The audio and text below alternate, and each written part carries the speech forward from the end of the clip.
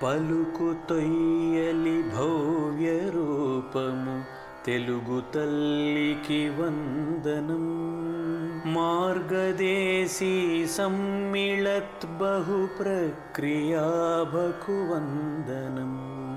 సత్కవీశ్వర కల్పనారస దివ్య జలధికి వందనం. భావనా ప్రియ హృత్సరస్సు విహారి హంసికి వందనం. భావనా ప్రియ హృత్సరస్సు విహారి హంసికి వందనం. భావనా ప్రియ హృత్సరస్సు విహారి హంసికి వందనం. సభ్యులు తర్వాత మన నేటి కార్యక్రమంలో అతిథిగా ప్రసంగించడానికి వచ్చినటువంటి శ్రీ పి శ్రీనివాస గౌడ్ గారు ప్రకాశం జిల్లా చీరాలకు చెందినవారు. వారికి మన బృందం తరపున ప్రత్యేక ఆహ్వానం పలుకుతూ వారి గురించి ఒక రెండు మాటలు. ప్రత్యేక అవసరాలు గల పిల్లలకు ఉపాధ్యాయులుగా పనిచేస్తూ తర్వాత ప్రస్తుతం మాత్రం ఆయన నిర్మాణ రంగంలో ఉండడం జరిగింది. నిర్మాణ రంగంలో ఉంటూ కూడా కవిత్వం, కథ, విమర్శ, అనువాదాల్లో కృషి చేస్తున్నారు. వారు ఇప్పటి వరకు 8 పుస్తకాలను వారు ప్రచురించడం జరిగింది. 2023లో కథలు, అనువాద, కవిత్వం, విమర్శ పుస్తకాలు అంటే ఈ సంవత్సరం వచ్చాయనుకుంటున్నా నేను. కవిత్వానికి, కథలకు చాలా పురస్కారాలు వారు అందుకోవడం జరిగింది. వీరు విడి ఆకాశం, రెక్కల పతాక, కథాపురి, కథాప్రకాశం అనే సంకలనాలకు సంపాదకత్వం కూడా వహించడం జరిగింది. వీరు ప్రస్తుత నివాసం హైదరాబాదు. వీరు నేడు మన బృందం సభ్యులకు అనువాద సాహిత్యం గురించి వివరించబోతున్నారు. స్వాగతం శ్రీనివాస గౌడ్ గారు. మీ ప్రసంగాన్ని మాకు అందించవలసిందిగా ప్రార్థిస్తున్నాను.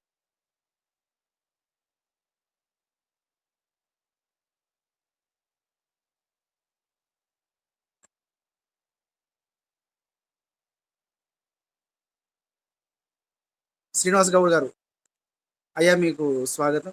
మీ మాట మీరు అన్మ్యూట్ చేసుకోండి సార్. అన్మ్యూట్ చేసుకోండి. మ్యూట్లో ఉన్నారు, అన్మ్యూట్ చేసుకోండి సార్. మ్యూట్లో ఉన్నారండి.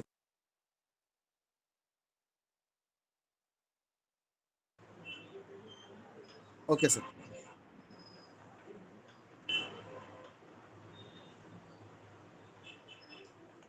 అదే సార్, వినపడుతుందా వాయిస్? వినిపిస్తుంది సార్, వినిపిస్తుంది కదా. Okay sir. భావనా ప్రియ సభ్యులందరికీ కూడా నా నమస్కారాలు. బహుశా ఇది తొలిసారిగా నేను భావనా ప్రియ వారి సంస్థ వారి ఈ జూమ్ మీటింగ్లో పాల్గొనడం ఇది బహుశా ఇదే మొదటిసారి. డాక్టర్ సుంకర గోపాల్ గారు నన్ను ఈ ప్రముఖ సంస్థకి పరిచయం చేశారు. వారికి ధన్యవాదాలు ఈ సందర్భంగా. అలాగే చక్రవర్తులు గారు నాకు ఈ ఇన్విటేషన్ పంపించారు. అందరికీ కూడా మరోసారి ధన్యవాదాలు తెలుపుకుంటున్నాను.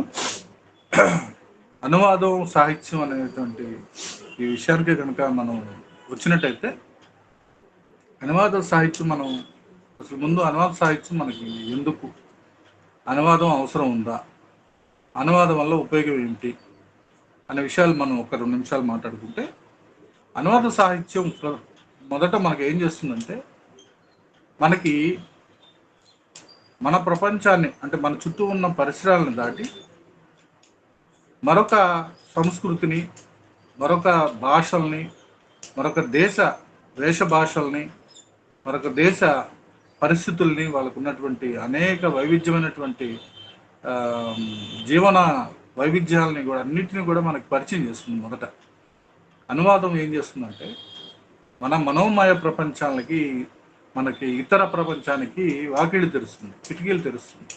మొదట అనువాదం ఇంకొక పని కూడా చేస్తుంది. ఉదాహరణకి మన చిన్నప్పుడు సోవియట్ యూనియన్ పుస్తకాలు విరిగా మనకి రాధిక ప్రచురణ సంస్థల ద్వారా మనకి విరిగా వచ్చాయి. బహుశా నాకు తెలిసి ఒక 40-50 సంవత్సరాలు ఉన్నటువంటి తెలుగు సాహిత్యకారుడు ఎవరైనా సరే సోవియట్ యూనియన్ పుస్తకాలు చదవకుండా బహుశా ఉండడేమో అని నాకు అనిపిస్తుంది.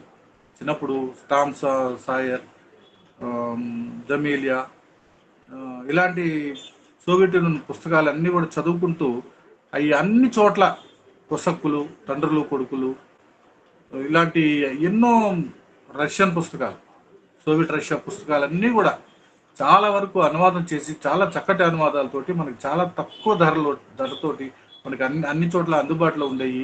పిల్లలంగా మేమంతా కూడా లైబ్రరీలకు వెళ్ళి కానీ అద్దె షాపుల్లో కానీ ఆ పుస్తకాలన్నీ చదువుకొని సోవియట్ రష్యాలో పరిస్థితులు ఇలా ఉన్నాయా, సోవియట్ రష్యాలో ఇలాంటి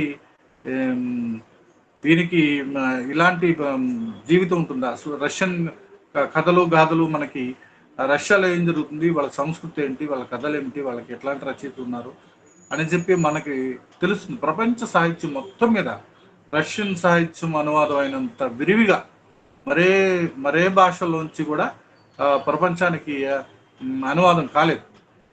బహుశా అంత విరివిగా రష్యన్ వాళ్ళ సాహిత్యము, వాళ్ళ జీవితము, వాళ్ళ యుద్ధాలు, వాళ్ళ గాథలు, వాళ్ళ కన్నీళ్లు, వాళ్ళ జీవన ప్రమాణాలు, వాళ్ళ చరిత్ర అంతా కూడా అనువాదం వల్ల బయట ప్రపంచం మొత్తానికి కూడా తెలిసి వచ్చింది. అట్లనే మనకు కూడా మనం మొదట మనకేం జరిగింది, మన తెలుగులోకి అనువాదం అనేక భాషల నుంచి మొదట చాలా జరిగింది. అసలు మనం భారతాలు, మన పురాణాలన్నీ కూడా సంస్కృతి నుంచి తెలుగులోకి అనువదించినవే కదా. అన్నీ కూడా ఇతర భాషల నుంచి మొదట మనకి మన మన సొంత నేటివ్ లాంగ్వేజెస్లోకి మనం ఎప్పుడైతే రచనలు చేస్తున్నామో దానికంటే ముందు మనకు లభించిందంతా కూడా అనువాద సాహిత్యం, మనం చదువుకున్నంతా కూడా అనువాద సాహిత్యం. సో అనువాద సాహిత్యం అంత దానికి ఇంపార్టెన్స్ మనకుంది. మనకి ఇతర ప్రపంచానికి మధ్యలో ఒక వారధిగా ఈ అనువాదం మనకి పనిచేస్తుంది. మన రచనా నైపుణ్యాలు ఏ మేరకు ఉన్నాయి, ఎంతవరకు మనం మన సమస్యలను ప్రతిబింబించగలుగుతున్నాం, కొత్త విషయాలు ఏమైనా తీసుకోగలుగుతున్నామా, కొత్తగా ఒక విషయాన్ని కొత్తగా ఏమైనా చెప్పగలుగుతున్నామా, మన స్థాయి ఎంతవరకు ఉంది, ఎంతవరకు మనం ఏ ప్రజలకి మనం చెప్పదలుచుకున్న విషయాల్ని చేరేస్తున్నాము, మన టార్గెటెడ్ పీపుల్ అంటే మనం ఎవరి గురించి అయితే ఈ రచనలు చేస్తున్నామో ఆ రచనలు వాళ్ళందరికీ కూడా చేరుతున్నాయా, వాళ్ళకి ఈ విషయం పట్ల అవగాహన కలుగుతున్నా అనే విషయానికి వస్తే కనుక ఈ అనువాద సాహిత్యం ఆ పని చాలా వరకు నెరవేరుస్తుందని మనం చెప్పాలి. ఎందుకంటే మనం చేసే రచనలు కూడా ఎక్కడ కూడా ఇతర భాషలతో కనుక మనం పోల్చుకుంటే మనం ఎవరికి తీసుకోము. మనం కూడా చాలా నాణ్యమైన రచనలు చేసాము. మన చిరాన సత్యనారాయణ గారిని కానీ, చలాన్ని కానీ, లేకపోతే శ్రీశ్రీని కానీ మనం తీసుకున్నట్టయితే వాళ్ళ రచనలు ఇంగ్లీష్లోకి పోయినా లేకపోతే ఇతర భాషల్లోకి పోయినా దాని సామర్థ్యం, దాని శక్తి మిగతా సాహితీ ప్రపంచానికి అంతటికీ తెలిసేది. అంటే ఇతర భాషల నుంచి తెలుగులోకి వచ్చేటువంటి రచనల సంఖ్య కంటే కూడా తెలుగు నుంచి ఇతర భాషల్లోకి వెళ్ళేటువంటి రచనల సంఖ్య చాలా తక్కువ. మన భాష నుంచి ఇతర భాషల్లోకి మన రచనలను పంపించుకునేటువంటి దాని పట్ల మనకు అంత అవగాహన లేదు, దాని పట్ల అంత శ్రద్ధ కూడా లేదనేది నా అభిప్రాయం. ఇప్పుడున్నటువంటి టెక్నాలజికల్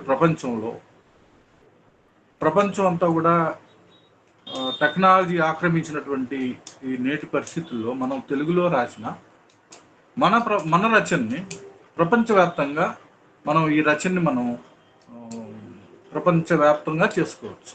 అదే ఎట్లా మన భాష నుంచి కాకుండా ఇతర భాషల్లోకి, అంటే ముఖ్యంగా ఇంగ్లీష్లోకి మన రచనలు కనుక మనం తీసుకోగలిగితే ప్రపంచవ్యాప్తంగా మనం పాఠకుల్ని మనం సంపాదించుకోవచ్చు.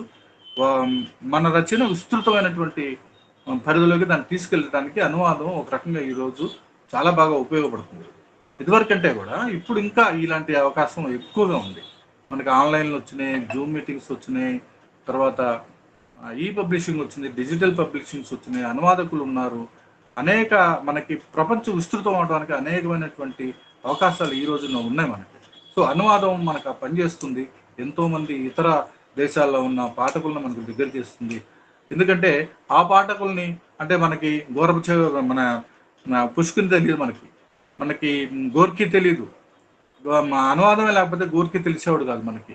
గూగు నికోల్ గూగై తెలిసేవాడు కాదు, మనకి బషో తెలిసేవాడు కాదు, మనకి ఎంతో మంది ఇప్పుడు నెరుడా తెలిసేవాడు కాదు. ఎవరు ఏ కవులో లేకపోతే ఇతర భాషల్లో ఉన్న ఎవరు కూడా మనకు తెలిసేవాళ్ళు కాదు. సో కాబట్టి అనువాదం అనేది చాలా గొప్ప పని చేస్తుంది. మనకున్నటువంటి ప్రపంచంకి అది ఉమ్, విస్తృతం చేస్తుంది అనేది మనం తెలుసుకోవాల్సినటువంటి అంశం.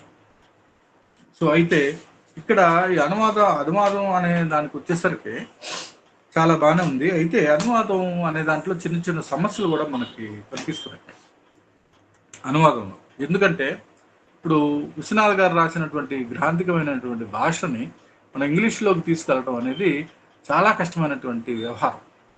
ఆయన ఎంత గొప్పగా దాంట్లో చెప్పినటువంటి ఆయన ఎన్నో జాతీయాలని, ఎన్నో పలుకుబడుల్ని, ఎన్నో సామెతల్ని ఆయన తన రచనలో ఉపయోగించినప్పుడు అదే స్థాయిలో అదే యథాతథంగా భావం చెడకుండా ఇతర భాషల్లోకి తీసుకెళ్ళడం అనేది కష్టసాధ్యమైనటువంటి వ్యవహారం. భాషలో యాసలు ఉంటాయి, పలుకుబడులు ఉంటాయి, సామెతలు ఉంటాయి, మనకే ప్రత్యేకమైనటువంటి జాతీయాలు ఉంటాయి, ఎన్నెన్నో విషయాలు దాంట్లో విశేషణాలు ఉంటాయి. ఆ విశేషణాలని యథాతథంగా మనం అదే స్థాయిలో అదే విధంగా ఒక కొత్త ఇతర భాషా ప్రేమికుడికి సాహిత్యాన్ని అర్థం చేయించడం కష్టం. అట్లనే కొన్ని అనువాదాలు ఏ భాషకి లొంగవు. ఉదాహరణకి మీకు చెప్పాలంటే జపనీస్ భాష, చైనీస్ భాష, అట్లనే కొంత స్పానిష్, ఇలాంటి కొన్ని భాషలు ఉన్నాయి. ఆ భాష ఇతర భాషలకు చాలా వరకు లొంగదు. ఆ స్థానిక భాషలోనే దాని సౌందర్యం ఉంటుంది. ఎప్పుడైతే అనువాదంలోకి దాన్ని తీసుకొచ్చామో అప్పుడు ఏమవుతుంది, దాంట్లో ఉన్న ఆత్మ కొంతవరకైనా పోతుంది. చెప్తున్నాడు ఆస్కార్ వైల్డ్ ఏమంటాడు, ఎప్పుడైతే అనువాదం చేస్తామో అనువాదంలో దాని ఆత్మ చచ్చిపోతుంది అని చెప్పి ఆస్కార్ వైల్డ్ చెప్తాడు.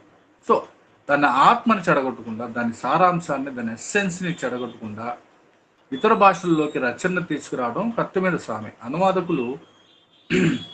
అందుకనే అనువాదకులు ఊరికే మక్కీగా గూగుల్ ట్రాన్స్లేట్ పెట్టుకొని ఆ వాక్యాన్ని యథాతథంగా ఉన్నది తెలుగులోకి తీసుకొస్తే దాని ఆత్మ ఉండదు. దాంట్లో ఆత్మ చనిపోతుంది, ఆ భావం చెడిపోతుంది, దాని ఎస్సెన్స్ మరణిస్తుంది. అందులో ఆ వాక్య నిర్మాణం అనువాదకుడికి తెలియకపోతే, అందులో ఏం చెప్పారనేది ఆ అనువాదకుడు గ్రహించలేక మక్కీ ట్రాన్స్లేట్ చేస్తే, అనువదిస్తే దాని పరమార్థం నెరవేరదు. సో అందుకని మనం ఏమనుకుంటున్నామంటే, ఒక అనువాదకుడు చాలా జాగ్రత్తగా మూల భాషలో ఉన్నటువంటి రచయితని ఆకలింప చేసుకొని, అదేవిధంగా ఆ రచయిత ఏమైతే అనుకుని ఆ రచన చేశాడో, ఆ వాక్యంలో ఏదైతే చెప్పాలని అతను అనుకున్నాడో అలాంటి భావమే మరొక భాషలో ఉన్నటువంటి పాఠకుడికి అందేటట్టుగా అతను అనువాదం చేయాలి. అందుకే కథలు అనువదించేటప్పుడు కథకులు, వ్యాసాలు అనువదించేటప్పుడు కూడా ఆ వ్యాసాల పట్ల పూర్తి అవగాహన ఉన్నటువంటి, ఆ భాషలో బాగా అనుభవం ఉన్నటువంటి రచయితలు, అట్లనే కవిత్వాన్ని అనువదించేటప్పుడు ఆ అనువాదకులు కవులై ఉండడం అనేది బాగా, ఆ అనువాదం బాగా నాణ్యంగా తెలుగులోకి రావడానికి కానీ ఇతర భాషల్లో రావడానికి కానీ ఒక అవకాశం అనేది ఉంటుంది. సో ఇప్పుడైతే మనం ఒక మంచి ఇప్పుడు పర్వ ఉంది, భైరప్ప రాసిన పర్వ, అది తెలుగులోకి వచ్చినప్పుడు చాలా గ్రాండ్ సక్సెస్ అయింది. అట్లనే ఇతర భాషలు మనకి సమీప భాషలు ఉన్నాయి, కన్నడ, తమిళ్, మలయాళం, హిందీ, తెలుగు నుంచి మిగతా ఇతర భాషల నుంచి ఇప్పుడు మనకు తెలుగులోకి వస్తున్నంత విస్తృతంగా మన భాషలో నుంచి తమిళ్లోకి కానీ, కన్నడలోకి కానీ, మలయాళంలోకి కానీ, హిందీలోకి కానీ పోయే రచనలు చాలా తక్కువగా ఉన్నాయి. ఆ నాణ్యత కూడా లేదనేది వాళ్ళు చేస్తున్నటువంటి ఫిర్యాదు. కన్నడ భాషలో చూడండి, అద్భుతమైనటువంటి నవల్స్ వస్తున్నాయి. ఆ నవల్స్ కవిత్వం, కథలు వస్తున్నాయి. అదంతా కూడా తెలుగులోకి వస్తుంది, తెలుగులోకి కూడా మార్కెట్ అవుతుంది. మన భాషలోంచి ఇతర భాషల్లోకి వెళ్ళేటప్పుడు మనకి ఆ మార్కెటింగ్ టెక్నిక్స్ కూడా తెలియటం లేదు. ఆ భాషలో మన పుస్తకాలని ప్రమోట్ చేసుకున్నటువంటి ఆ వేదికలు కూడా లేవు, ఆ నాలెడ్జ్ కూడా, ఆ జ్ఞానం కూడా, అలాంటి వివరాలు కూడా మనకు తక్కువగా ఉన్నాయి. కేవలం కొన్ని ప్రచురణ సంస్థలు మాత్రమే, చాలా తక్కువ ప్రచురణ సంస్థలు మాత్రం ఆ పని చేయగలుగుతున్నాయి. అనువాదం ఒక రచన ఈ రోజున అనేక మంది, ఒక తెలుగులోనే కాకుండా ప్రపంచవ్యాప్తంగా, అంటే మన రాష్ట్రం, మన దేశం దాటి ప్రపంచంలోనే అనేక మందిని ఆకట్టుకోవడానికి కారణం అనువాదమే. మీరు చూడండి, జేడి రౌలింగ్ తెలుగులోకి వచ్చినటువంటి పుస్తకాలు, ఆవిడ ఆ ఇంగ్లీష్లోనే ఆవిడ రికార్డు స్థాయి లక్షలాది పుస్తకాలు, హ్యారీ పోటర్ పుస్తకాలు అమ్మగలిగింది. అది తెలుగులో కూడా తీసుకొచ్చారు. తెలుగులో కూడా తీసుకొచ్చారంటే చూడండి, అంటే ఆ పుస్తకాలు చదివే పాఠకులు కూడా ఉన్నారు. అమెరికా లాంటి దాంట్లో ఆ జేడి రౌలింగ్ పుస్తకాలు లైన్లలో నుంచొని కొనుక్కున్నటువంటి పరిస్థితి. అలాంటి పాపులర్ ఇది మనకి ఇది లేదు. సో నేనేమంటున్నానంటే, అనువాదం అనేది చిన్న వ్యవహారం కాదు. దాని మీద మనం దృష్టి పెట్టాల్సిన అవసరం ఉంది. ఏదైతే మనం రాసుకొని మన నలుగురం చదువుకొని బాగుంది అనుకోవటం కాకుండా, ఏదైతే మనం రాస్తున్నామో, ఏదైతే మనం చేస్తున్నామో, దాన్ని విస్తృతంగా ప్రచారంలోకి తీసుకురావాలన్నా, విస్తృతంగా ప్రజల్లోకి లేదా పాఠకుల్లోకి ప్రపంచవ్యాప్తంగా తీసుకెళ్లాలనుకున్నా అనువాదం ఒక్కటే మార్గం. దాన్ని మనం దేశవ్యాప్తంగా అయితే ఎక్కువగా హిందీలోకి మనం తీసుకెళ్ళచ్చు. లేదా మన ప్రపంచవ్యాప్తంగా ఇంటర్నేషనల్ స్థాయిలో మనం పోవాలనుకున్నప్పుడు, మన రచనలో మనకు ఆ స్థాయి ఉందని మనం అనుకున్నప్పుడు, దాన్ని ఇంగ్లీష్లోకి అనువాదం చేసి మనం దాన్ని ప్రపంచవ్యాప్తంగా కూడా మార్పు చేసుకోవచ్చు. అలాంటి అవకాశం ఈ రోజున మనకి ఉంది. కాబట్టి ఒక రచన మనం ఈ రోజున చేస్తున్నాము, ఒక కథల పుస్తకం లేదా ఒక కవిత్వ పుస్తకం వేస్తున్నామంటే, ఇది రోజున ఇది మనకే పరిమితం కాదు. ఇది ప్రపంచవ్యాప్తంగా ఉన్న పాఠకులను కూడా దృష్టిలో పెట్టుకొని మనం రాయాల్సినటువంటి అవసరం ఉంది. అదే అనువాదం మనకు ఆ వెసులుబాటు మనకి కల్పిస్తూ ఉంది. అయితే ఇక్కడ ముఖ్యంగా నేను ఇంతవరకు కూడా చేసిందంతా కూడా కవిత్వ అనువాదాలే. కాబట్టి ఒక కవి ఇతర భాషల్లోంచి, అంటే నేను ఎక్కువగా హిందీ, ఇంగ్లీష్ నుంచి తెలుగులోకి చాలా చేశాను. నాయి కూడా ఈ సంవత్సరం 2024లో ఒక 5-6 అనువాద పుస్తకాలు రాబోతున్నాయి. ఎక్కువగా నేను ఈ కవిత్వం మీద దృష్టి, ఎందుకంటే నేను సహజంగా కవిని కాబట్టి కవిత్వం మీద దృష్టి ఉంటుంది కాబట్టి దాంట్లో ఉన్న సాధక బాధకాలు ఏమిటో మీకు ఇప్పుడు పంచుకునే ప్రయత్నం చేస్తాను. కవిత్వం విషయం వచ్చేసరికి ఇతర భాషల్లో ఉండేటువంటి కొన్ని సంగతుల్ని మనం తెలుగులోకి తీసుకురావడం అనేది చాలా కష్టమైనటువంటి వ్యవహారం. ఉదాహరణకి జపనీస్ హైకులు కానీ, తంకాలు కానీ, ఇంకో చైనీయులు రాసినటువంటి కవిత్వం కానీ, వాళ్ళ జెన్ పోయిటరీ కానీ, అదంతా కూడా వాళ్ళ దేశానికి సంబంధించిన సంస్కృతిలోంచి, జెన్ ఫిలాసఫీలోంచి, బుద్ధిస్ట్ ఫిలాసఫీలోంచి వాళ్ళు రాసినటువంటి సాహిత్యం, సృష్టించినటువంటి సాహిత్యం అదంతా కూడా. జపనీస్ సాహిత్యంలో మీకు ఎక్కువ సాహిత్యం, పురాతన సాహిత్యం అంతా కూడా హైకు, తంక, రెంగ అనేటువంటి వీటిల్లోనే మీకు సాహిత్యం అంతా వాళ్ళు సృష్టించారు చాలా వరకు. ఆ తర్వాతే వాళ్ళు వచ్చిన కవిత్వానికి, ఆ తర్వాత కథలు, నవల్స్ అంటే నవల మొదట్లోనే వచ్చింది. చాలా ప్రాచీనమైన నవల ఉంది. నవల కాకుండా కథలు, వచ్చిన కవిత్వం మాత్రం వాళ్ళు ఇటీవల సాధన చేస్తున్నారు. అయితే అక్కడ ఉన్నటువంటి పద్ధతిలో, అక్కడ ఉన్నటువంటి జపాన్ దేశపు వాతావరణం, ప్రకృతి ప్రియత్వం, వాళ్ళకున్నటువంటి రాజాస్థానాల నుంచి వచ్చినటువంటి ఆ సంస్కృతి, వాళ్ళ ఉన్న క్రమశిక్షణ, వాళ్ళలో ఉన్న ప్రకృతి పట్ల, ప్రకృతిలో ఉండే జీవుల పట్ల వాళ్ళకు ఉన్నటువంటి సహాయానుభూతి, ఇవన్నీ కూడా వాళ్ళ కవిత్వంలోకి వస్తాయి. ఏ కవైనా సరే, ప్రపంచంలో ఉన్న ఏ కవైనా సరే ఇలాంటి లక్షణాలని తన కవిత్వంలోకి తీసుకొచ్చే ప్రయత్నం చేస్తాడు. ప్రకృతి ప్రియత్వం అనేది ప్రపంచవ్యాప్తంగా ఏ కవికైనా ఉంటుంది, జపనీయులకి కొద్దిగా ఎక్కువగా ఉంటుంది ఆ స్పృహ. సో అప్పుడు మనం ఆ జపాన్ దేశంలో ఉన్నటువంటి కాలాలు, అక్కడ వికసించేటువంటి పువ్వులు, అక్కడ పండేటువంటి పళ్ళు, అక్కడ ఉన్నటువంటి చెట్లు, ఇట్లాంటి వీటి మీద అవగాహన మనకు లేకపోతే మనం దాన్ని తెలుగులోకి అంత సమర్థవంతంగా తీసుకొచ్చే ప్రయత్నం చేయలేం. ఇది అన్ని భాషల దీంట్లో జరుగుతుంది. ఒక్కొక్క దేశానికి సంబంధించి ఒక్కొక్క ప్రత్యేకమైనటువంటి పరిస్థితులు, ప్రత్యేకమైనటువంటి నేపథ్యాలు, ప్రత్యేకమైన వాతావరణాలు రకరకాలైనవి ఉంటాయి. అవన్నీ కూడా మనం అర్థం చేసుకున్న తర్వాత, మనం అవగాహనకు తీసుకున్న తర్వాత అప్పుడు మాత్రమే మనం ఆ రచనని మనం తెలుగులోకి తీసుకురాగలుగుతాము అనేది నేను అనుభవించినటువంటి ఇదనమాట. సో అసంఖ్యాకంగా నేను చేసినటువంటి హైకూలు, లేకపోతే కవిత్వము, ప్రపంచవ్యాప్తంగా వచ్చిన కవుల కవిత్వము, స్త్రీల కవిత్వము, యుద్ధ కవిత్వము, ప్రణయ కవిత్వము, నీగ్రో జైలు కవితలు, తస్లీమా నస్రీన్ జైలు కవితలు, రకరకాలైనటువంటి రచయితల నుంచి చేసినటువంటి అన్ని అనువాదాల నుంచి నేను నేర్చుకున్నది ఏమిటంటే, ఫస్ట్ ఆఫ్ ఆల్ మనం వాళ్ళ ఆ కవి అంతరంగాన్ని మనం అర్థం చేసుకునే ప్రయత్నం చేయాలి. చేసుకున్న తర్వాత అతను ఏ పరిస్థితుల్లో ఆ కవిత్వం చెప్తున్నాడు అనేది మనం అవగాహన చేసుకోవాలి. అతను ఏ పదాలు ఎక్కువగా వాడతాడు, ఏ పరిస్థితుల్లో ఆ పదాలు వాడాల్సి వస్తుంది. ఒక కవిగా మనం ఉన్నప్పుడు మనం అది తొందరగా అర్థం చేసుకోవడానికి ఒక అవకాశం ఉంటుంది. మనమే ఆ కవి అయితే, మనమే ఆ కవిలాగా మనం ఈ కవిత్వం చెప్పాల్సి వస్తే మనం ఎలా చెప్తాము అనేది కనుక మనం ప్రశ్న వేసుకుంటే ఆ కవిత కానీ, ఆ కవిత్వం కానీ మనం ఎక్కువ మంది ప్రజల్లోకి, ఎక్కువ మంది పాఠకులకి అర్థమయ్యే భాషలో వాళ్ళని రంజం చేసేటువంటి ఒక శైలిలో మనం తీసుకొచ్చేటువంటి అవకాశం మనకు ఉంటుంది. హిందీలోంచి మనకి బోల్డ్ మంది మంచి మంచి కవులు ఉన్నారు. వాళ్ళు చాలా గొప్ప కోణాల్లోంచి కవిత్వం చెప్తారు. అవన్నీ కూడా మనకి తెలుగులోకి పరిచయం కావాలంటే అనువాదం ఒకటే మార్గం.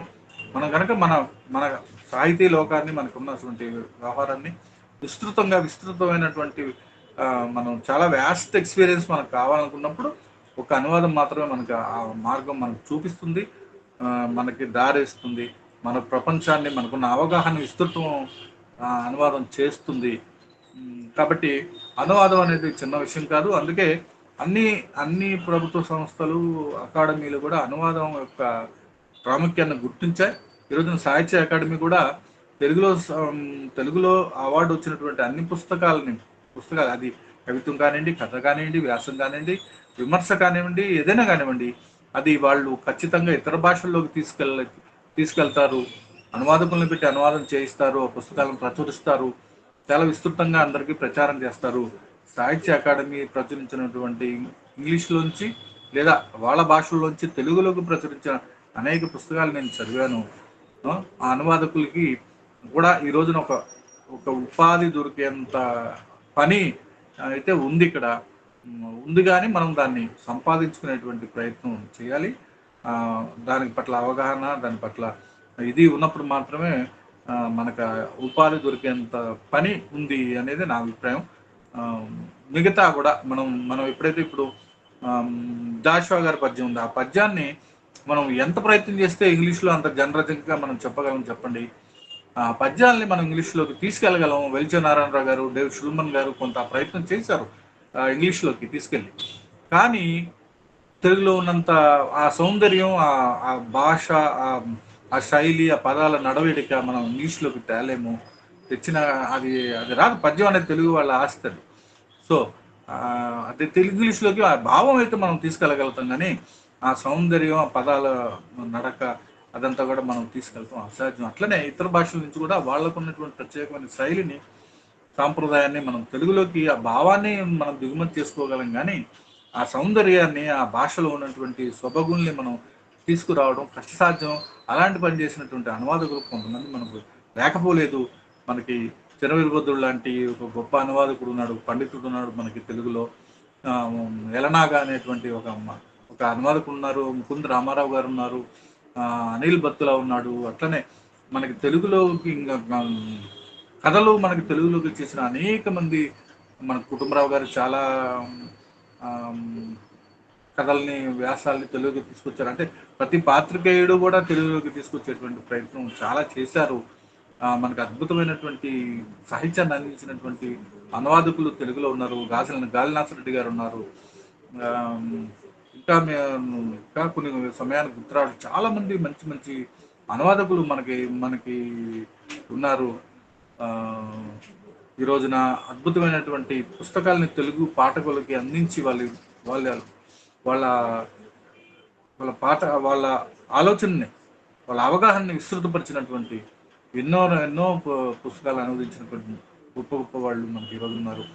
మన చుట్టూ ఏం జరుగుతుందో మనం తెచ్చుకోవాలంటే కూడా పక్కన ఏం జరుగుతుందో, ఎలాంటి అభివృద్ధి వాళ్ళు సాధిస్తున్నారు, ఎలాంటి ప్రమాణాలని వాళ్ళు అందుకుంటున్నారు అని తెలుసుకోవాలంటే కనుక మన చుట్టూ, ప్రపంచం దాకా వెళ్ళవసరం లేదు, మనం ఎక్కడికో పోవాలి, మన చుట్టూ చాలు.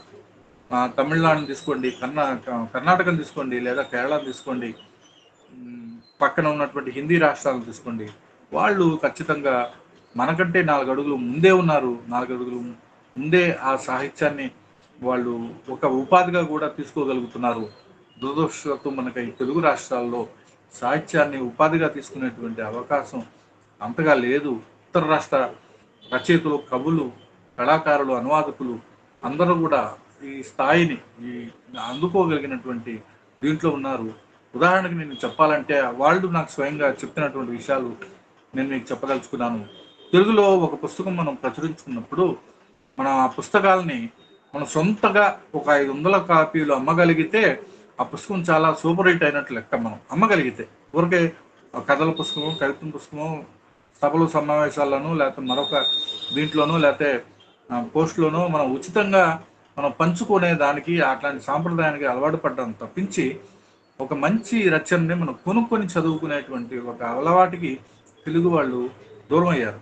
ఒక 5,000 పెట్టి వృధాగా షాపింగ్ చేయడమో, ఏదో ఒక ఖర్చు చేయడమో అయితే సరదాగా చేస్తారు. కానీ ఒక నాణ్యత గల పుస్తకాన్ని మనకు జ్ఞానానుభవాన్ని ఇచ్చేటువంటి పుస్తకాన్ని ఒక 200 పెట్టి కొనుక్కోవాలంటే మన తెలుగు వాళ్ళు ఆలోచిస్తూ ఉంటారు. కానీ ఇతర రాష్ట్రాల పరిస్థితి లేదు. ఒక రచయిత ఒక 30-40 వేలు పెట్టి ఒక పుస్తకం వేసుకుంటే, ఆ పుస్తకంలో కనుక దమ్ము ఉంటే, ఆ పుస్తకంలో విషయం ఉంటే కనుక వాళ్ళకి ప్రభుత్వం ఇచ్చే అవార్డులు, ఇతర ప్రైవేట్ సంస్థలు ఇట్లా భావనా ప్రియ లాంటి గొప్ప సాహితీ సేవ చేస్తున్నటువంటి సంస్థలు ఇచ్చేటువంటి అవార్డులే వాళ్ళకి దాదాపు 2.5 లక్షల దాకా ఉంటాయట. వాళ్ళు 30,000-40,000 పెట్టి పుస్తకాన్ని ప్రచురించుకుంటే వాళ్ళు ఒక యువ రచయిత 2 లక్షల పై మేరకే పుస్తకాల మీద సంపాదించుకునేటువంటి అవకాశం ఉందని నాకు అక్కడ ఇతర భాషల నుంచి మంచిగా సాహిత్యాన్ని సృష్టించేటువంటి వ్యక్తులు నాకు చెప్పిన మాట ఇది. అదొకటే కాకుండా నేనేం చెప్తున్నాను ఇప్పుడు, అదొకటే కాకుండా వాళ్ళు వాళ్ళు 1000 కాపీలు 1000 కాపీలు వేయరండి. వాళ్ళు స్టార్ట్ అవడమే ఒక 5,000 కాపీలతో స్టార్ట్ అవుతారు. 30,000 కాపీలు, 40,000 కాపీలు, ఆ పుస్తకం బాగుంటే వెళ్ళిపోతుంది. 40,000 కాపీలు. తేజ తుంగభద్ర అని వసుధేంద్ర రాసినటువంటి పుస్తకం 30,000 కాపీలు అమ్ముడుపోయింది సార్, నవల. దానికి మంచి అవార్డ్స్ వచ్చినాయి, దాని మీద రాయల్టీ వస్తుంది, దానికి ఇప్పటికీ కూడా ఆయనకి దాని మీద చాలా ఆదాయం ఆయన పొందుతున్నాడు. అలాంటి రచయితలు చాలా మంది మన చుట్టూతోనే ఇతర భాషల్లో ఉన్నారు. తెలుగులో కూడా యండమూరి వీరేంద్రనాథ్ ఆ స్థాయి, మల్లాది, యండమూరి ఒకప్పుడు ఆ స్థాయిని అందుకున్నారు. ఇప్పుడు ఆ పరిస్థితి లేదు, మనకి తెలుగులో ఆ పరిస్థితి లేదు. మనం కనుక అంటే ఇతర భాషల్లోంచి మన దగ్గర వచ్చి మన దగ్గర మార్కెట్ చేసుకునేటువంటి రచయితలు ఉన్నారు. కానీ మనం అంటే మన దగ్గరే మనకు మార్కెట్ లేనప్పుడు ఇంకా ఇతర భాషల్లోకి వెళ్ళి అక్కడ మార్కెట్ సంపాదించుకుని కొంతమంది రచయితలు ఉన్నారు. అంటే ఇతర భాషల్లో వాళ్ళు అక్కడ సమాజాల్లో వాళ్ళు ఆ పుస్తకాన్ని కొని చదువుతారు కాబట్టి, దాని మీద ఒక విస్తృతమైనటువంటి చర్చలు పెట్టుకుంటారు కాబట్టి, దాని మీద వాళ్ళు కొంత జ్ఞానాన్ని సంపాదించుకునే ప్రయత్నం చేస్తారు. కాబట్టి ఇలాంటి పరిస్థితులు ఉన్నాయి. తెలుగులో ఆ పరిస్థితి అంతగా లేదు. కాబట్టి మనం అలాంటి పరిస్థితుల్లోకి, అలాంటి సమాజం మనం ఏర్పడాలని, అలాంటి పరిస్థితులు మారాలని, అనువాదాలకు కూడా మంచి రోజులు రావాలని, ఇతర భాషల నుంచే కాకుండా మన భాషల నుంచి కూడా మనం ఇతర భాషల్లోకి వెళ్ళే ప్రయత్నం చేయాలని నేను ఈ సందర్భంగా మిమ్మల్ని అందరినీ కోరుకుంటున్నాను. అనువాదంలో చాలా మీకు ఇతర భాషల నుంచి మీరు ఎన్ని పుస్తకాలు చదివారో నాకు తెలియదు, కానీ చాలా గొప్ప గొప్ప పుస్తకాలు మనకి అనువాదం ద్వారా మనకి అందుబాటులో ఉన్నాయి.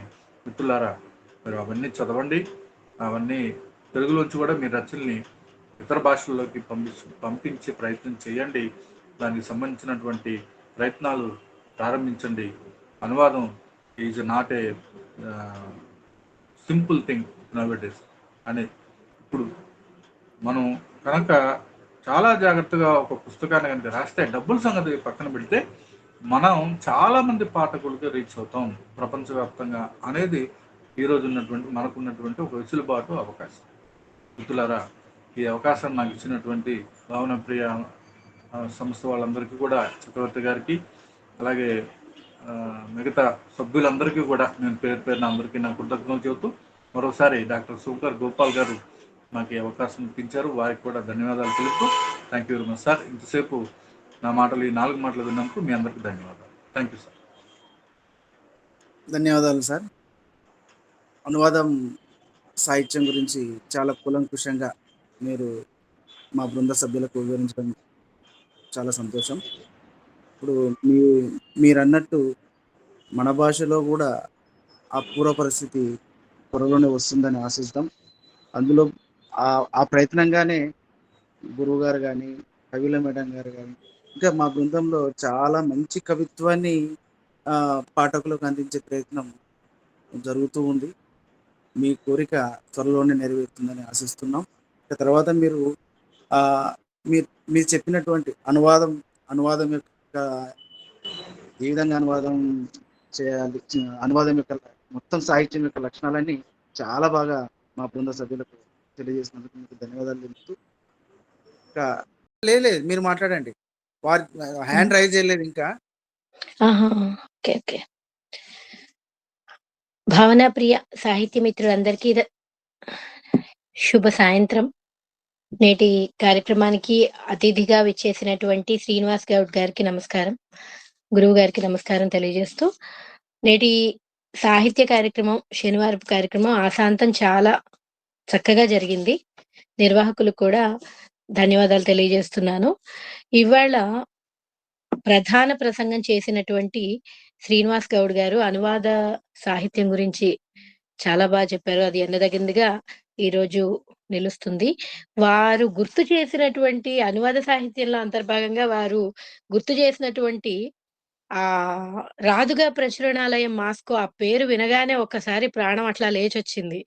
బహుశా ఎందుకంటే ఈ తరం వాళ్ళకి, ఇప్పుడు 90ల్లో పుట్టిన వాళ్ళకి దాంతో ఎంత అనుభవం ఉందో, ఎంత ఒక సాన్నిహిత్యం ఏర్పడిందో ఆ పుస్తకాలకు 95 తర్వాత పుట్టిన వాళ్ళకు నాకు తెలీదు గానీ, 80 నుండి 90 ఆ మధ్యలో పుట్టిన వాళ్ళకి ఖచ్చితంగా, ఇంకా అంతకంటే ముందు తరాల వాళ్ళు, ఎందుకంటే స్వాభావికంగా ముందు తరాలు ఈ స్క్రీన్ టైమ్ లేదు గాబట్టి, మొబైల్ గానీ, టీవీ గానీ, పుస్తకాలనే ఎక్కువ ఆశ్రయిస్తూ చక్కగా చదువుకున్న తరాలు కాబట్టి వాళ్ళకి చాలా గొప్పగా ఉండుండొచ్చు. కానీ నాకొక్కసారిగా రాదుగా ప్రచురణాలయం మాస్కో అన్న పేరు వినగానే, మా ఇంట్లో దాదాపు 10, 15 వరకు నేను చిన్నప్పటి నుండి చదువుకున్న పుస్తకాలు ఇప్పటికీ నాతో ఉన్నాయి. మా పాపని చదివించే ప్రయత్నం చేస్తున్నాను. 'అలీస్కా' అని ఒక నవల. ఒక మంచు కొండల్లో రష్యాలో చిక్కుకున్నటువంటి ఒక కుక్క, నక్కలాంటి ఒక కుక్కని ఒక అమ్మాయి పెంచుకుంటుంది. అది దాని కాలి ముద్రల అనుగుణంగా ఆ యుద్ధ కాలంలో ఒక జరుగుతున్న అలజడిలో తన పెట్‌ని కోల్పోయినటువంటి సందర్భాన్ని ఎంత అద్భుతంగా, హృద్యంగా మామూలు కథ, నవలలాగా ఉంటుంది. ఎంత చక్కగా, ఎంత అందమైనటువంటి చిత్రాలతో వాటిని ప్రింట్ చేస్తారంటే రాదుగా ప్రచురణాలయం వాళ్ళు. అంతేకాకుండా 'మొసలి మింగిన సూర్యుడు', తరువాత 3 ఎలుగుబంట్ల కథ. ఇంత విస్తృతంగా స్పందన చెప్పాల్సిన అవసరం లేదు గానీ, ఇప్పుడు అనువాద సాహిత్యం గురించి సమయం ఉన్నది గాబట్టి, వారు గుర్తు చేసిన దాంతో వారిచ్చినటువంటి లీడ్‌తో ఒక 2 మాటలు విస్తరించి మాట్లాడుతున్నాను. తెలియాల్సిన పరిస్థితి కాబట్టి, నెక్స్ట్ జనరేషన్స్‌కి మనం పరిచయం చేయాల్సిన ఆవశ్యకత ఉన్నది కాబట్టి మాట్లాడుతున్నాను.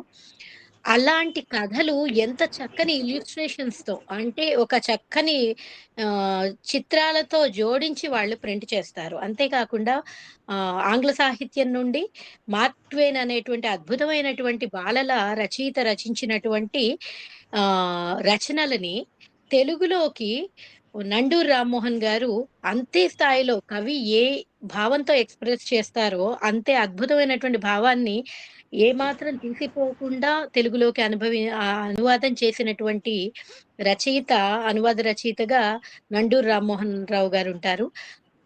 ఇందాక శ్రీనివాస్ గౌడ్ గారు చెప్పినట్లు 'టామ్ సాయర్', 'హకల్బెర్రీ ఫిన్', 'కాంచన ద్వీపం' దాన్ని 'ట్రెజర్ ఐలాండ్' అంటారు. కాంచన ద్వీపం, తర్వాత విచిత్ర వ్యక్తి, రాజు పేద, ప్రిన్స్ అండ్ ద పాపర్‌ని తెలుగులోకి రాజు పేదగా అనువదించారు.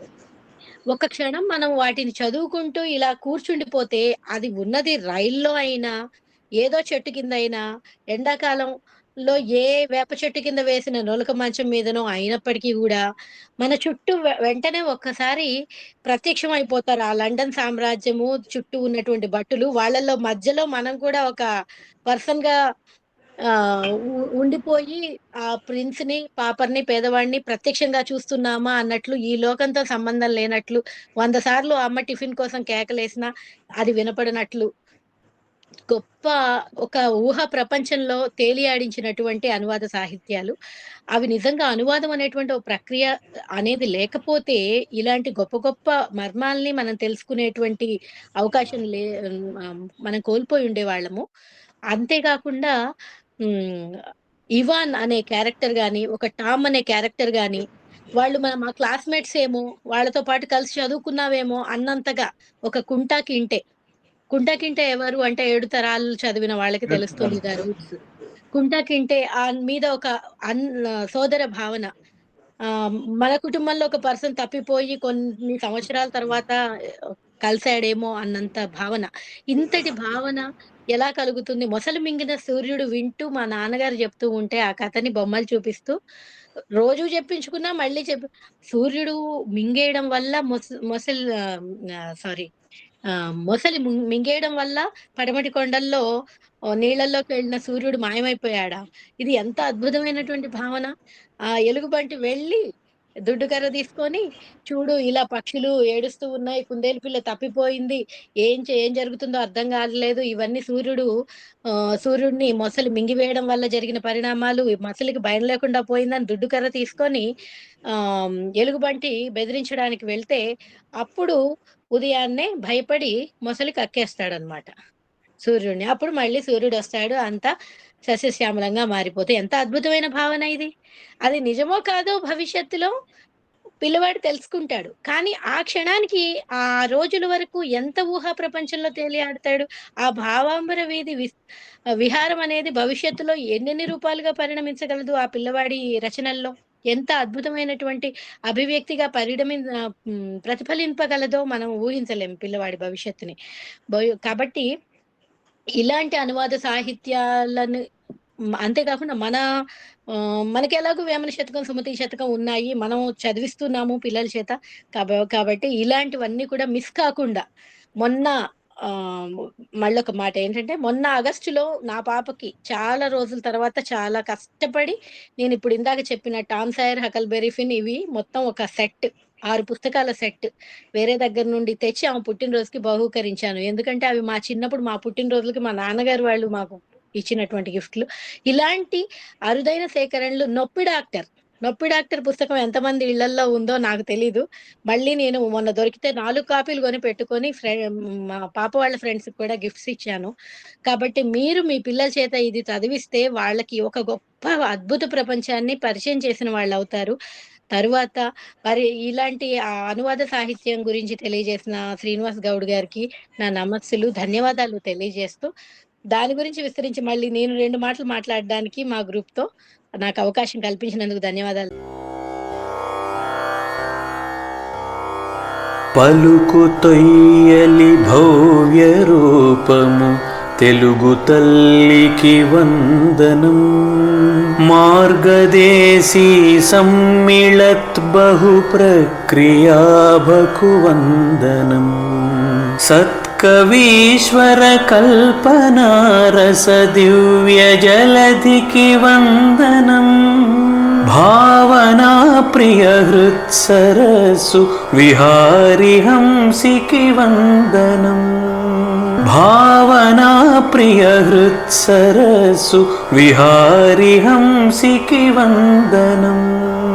భావనా ప్రియ హృత్సరసు విహారి హంసికి వందనం.